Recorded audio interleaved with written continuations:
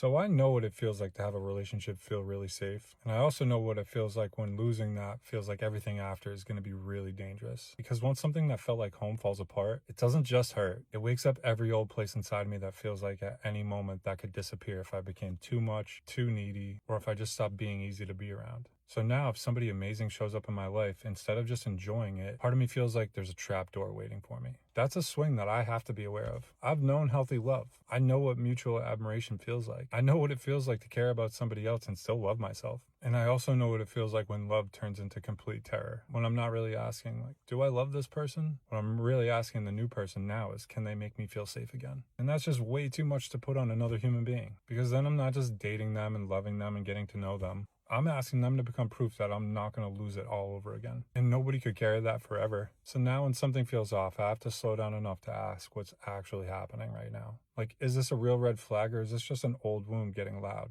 Because obviously red flags matter. I'm not trying to talk myself out of reality just so I can sound healed on the internet. Like, if something feels unsafe or inconsistent or unhealthy, I'm allowed to notice that. I'm allowed to still have boundaries, but I can have boundaries without projecting every fear I have into the future. And I can say, does this feel good for me? Without deciding that the whole thing is doomed. Like, it's okay for me to feel scared without grabbing onto somebody like they're the only thing keeping me afloat. And I can feel close to somebody without immediately disappearing into them. That's the thing that I'm trying to learn in real time now, not after the damage is already done.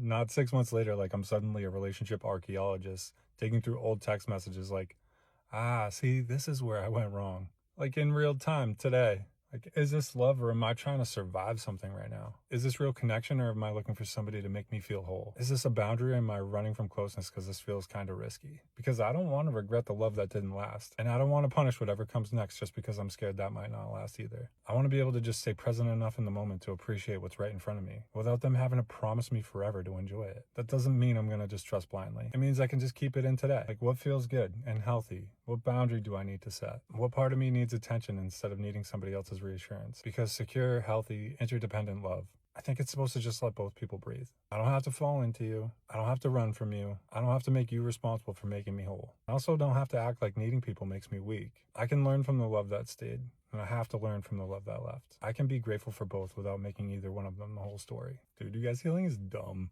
Like, why can't any of this be simple? Anyway, Cory Walker, Grounded Anchor.